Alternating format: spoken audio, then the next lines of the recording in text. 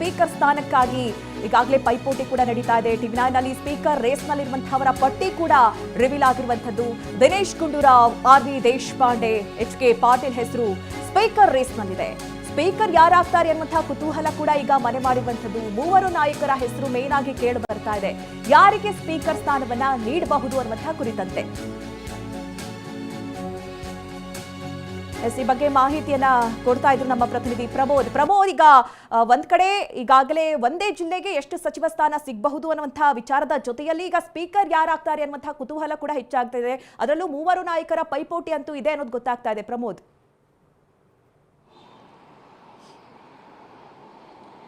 ಮಧು, ಈ ಒಂದು ವಿಚಾರದಲ್ಲಿ ಈಗ ಸ್ಪೀಕರ್ ಸ್ಥಾನದಲ್ಲಿ ಹಿಂದೆ ಯುಟಿ ಖಾದರ್ ಅವರ ಹೆಸರು ಬಂದಂಥ ಸಂದರ್ಭದಲ್ಲಿ ಕೂಡ ಸಾಕಷ್ಟು ಸರ್ಪ್ರೈಸಿಂಗ್ ಆಗಿತ್ತು. ಯಾರು ಕೂಡ ನಂಬಿರಲಿಲ್ಲ ಯುಟಿ ಖಾದರ್ ಸ್ಪೀಕರ್ ಆಗಿ ಸ್ಥಾನವನ್ನು ಸ್ವೀಕರಿಸ್ತಾರೆ ಅಂತ.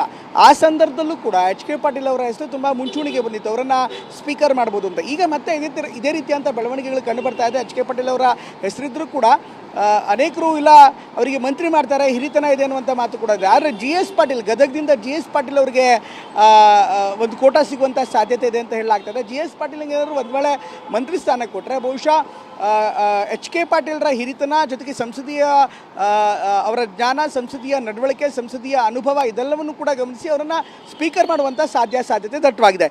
ಇದರ ಜೊತೆಗೆ ಸೀನಿಯರ್ ಮೋಸ್ಟ್ ಆಗಿರುವಂಥ ಆರ್.ವಿ. ದೇಶಪಾಂಡೆ ಕೂಡ ಬಹುಶಃ ಸಿದ್ದರಾಮಯ್ಯನವ್ರಿಗಿಂತ ಒಂದು ಟರ್ಮ್ ಹೆಚ್ಚಿನ ಅವಧಿ ಅನುಭವ ಇರುವಂಥದ್ದು ಅಥವಾ ಹಿರಿತನ ಇರುವಂಥದ್ದು ಆರ್.ವಿ. ದೇಶಪಾಂಡೆ ಅವರಿಗೆ. ಹೀಗಾಗಿ ಆರ್.ವಿ. ದೇಶಪಾಂಡೆ ಅವರಿಗೂ ಕೂಡ ಒಂದು ಸ್ಪೀಕರ್ ಆಗಿ ಕಾರ್ಯನಿರ್ವಹಿಸಿರುವಂಥ ಸಾಧ್ಯತೆ ಇದೆ ಅಂತ ಹೇಳಲಾಗ್ತಾ ಇದೆ. ಇನ್ನು ದಿನೇಶ್ ಗುಂಡೂರಾವ್ ಅವರ ಹೆಸರು ಕೂಡ ಕೇಳಿಬರ್ತಾ ಇರುವಂಥದ್ದು. ಆದರೆ ಅಂತಿಮವಾಗಿ ಅವ್ರು ಒಪ್ಕೋತಾರಾ ಅಥವಾ ಏನಾಗ್ತಾರೆ, ಇದ್ರ ಬಗ್ಗೆ ಸಾಧ್ಯತೆ ಏನಿದೆ ಇದೆಲ್ಲವೂ ಕೂಡ ಕಾದು ನೋಡಬೇಕಾಗುತ್ತೆ.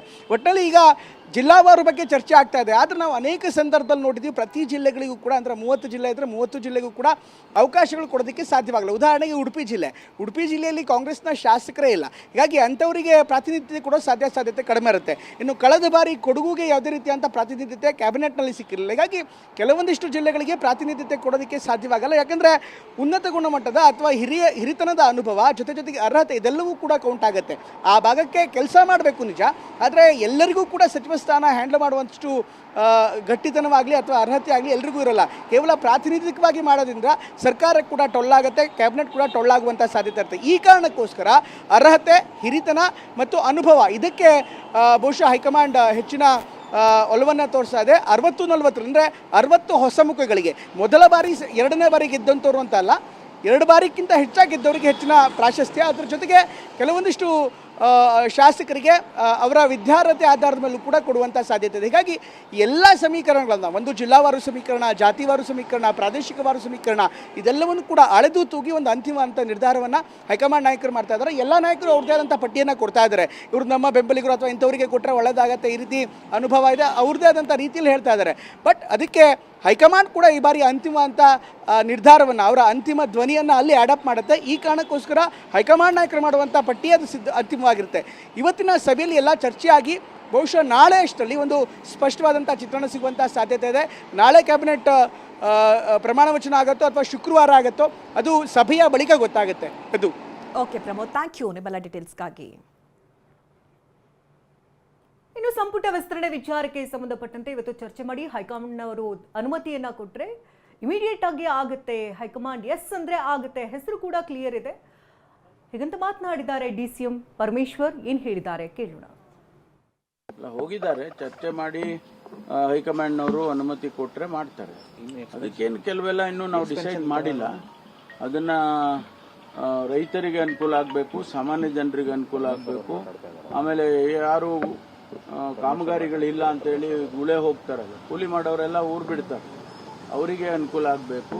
ಇವೆಲ್ಲ ಮನಸ್ಸಲ್ಲಿ ಇಟ್ಕೊಂಡು ನಾವು ತೀರ್ಮಾನಗಳನ್ನು ಅಲ್ಲ. ಅವರು ಇವತ್ತೇನೋ ಚರ್ಚೆ ಮಾಡಿ ಹೈಕಮಾಂಡ್ನವರು ಅನುಮತಿಯನ್ನು ಕೊಟ್ಟರೆ ಇಮಿಡಿಯೇಟ್ ಆಗಿ ಆಗುತ್ತೆ. ಅಲ್ಲಿ ಎಸ್ ಅಂದ ತಕ್ಷಣ ಲಿಸ್ಟು ಕ್ಲಿಯರ್ ಆದ ತಕ್ಷಣ ಇಲ್ಲಿ ಗವರ್ನರ್ಗೆ ಅವ್ರ ಸಮಯ ನೋಡಿಕೊಂಡು ತಿಳಿಸ್ತಾರೆ. ಕೆಲವು ಮಾನದಂಡಗಳನ್ನು ಚರ್ಚೆ ಮಾಡ್ತಾ ಇದ್ದಾರೆ ಅಂತ ಕೇಳಿದ್ದೇನೆ ನಾನು. ಅದರಲ್ಲಿ ಯುವಕರಿಗೆ ಹೆಚ್ಚು ಪ್ರಾತಿನಿಧ್ಯ ಕೊಡಬೇಕು ಅನ್ನೋದು ಕೂಡ ಒಂದು ಅಂಶ. ಅದನ್ನು ಕನ್ಸಿಡರ್ ಮಾಡಬಹುದು. ಅವರು ಏನು ಚರ್ಚೆ ಮಾಡ್ತಾರೆ ಅದು ಚರ್ಚೆ ಮಾಡಿ ಇವೆಲ್ಲ ಪ್ಯಾರಾಮೀಟರ್ಸ್ ಇಟ್ಕೊಂಡೇ ಮಾಡ್ತಾರೆ ಅಂತ ಅನಿಸುತ್ತೆ. ಯಾಕಂದರೆ ಹಿಂದೆ ನಾನು ಅಧ್ಯಕ್ಷನಾಗಿದ್ದಾಗ ನಾವು ಮಾಡುವಾಗಲೂ ಕೂಡ ಅದನ್ನೇ ಹೇಳೋರು. ನೀವು ಹೊಸ ನಾಯಕತ್ವವನ್ನು ಬೆಳೆಸಬೇಕು ಹಾಗೆ ಅಂತೇಳಿ ಒಂದು ಪ್ಯಾರಾಮೀಟರ್ನ ಇಟ್ಕೊಂಡಿದ್ರು. ಅದು ಈಗಲೂ ಅಪ್ಲೈ ಆಗುತ್ತೆ ಅಂತ ಅಂದ್ಕೊಳ್ತೀನಿ. ಇದು ಡಾಕ್ಟರ್ ಜಿ ಪರಮೇಶ್ವರ್ ಅವರ ಮಾತು. ಸಂಪುಟ ವಿಸ್ತರಣೆ ವಿಚಾರ ಈಗ ಮುನ್ನೆಲೆಗೆ ಬಂದಿರುವಂತಹ ಬೆನ್ನಲ್ಲೇ ಹೈಕಮಾಂಡ್ ಈಗಾಗಲೇ ಚರ್ಚೆ ಮಾಡ್ತಾ ಇದೆ. ಅನುಮತಿ ಕೊಟ್ಟರೆ ಇಮಿಡಿಯೇಟ್ ಆಗಿ ಅದು ಖಡಕ್ ಬರುತ್ತೆ ಅನ್ನೋ ನಿಟ್ಟಿನಲ್ಲಿ ಮಾತನಾಡಿದ್ದಾರೆ. ಹೈಕಮಾಂಡ್ ಎಸ್ ಅಂದರೆ ಹೆಸರು ಕೂಡ ಕ್ಲಿಯರ್ ಇದೆ ಅಂತ ಮಾತನಾಡಿದ್ದಾರೆ.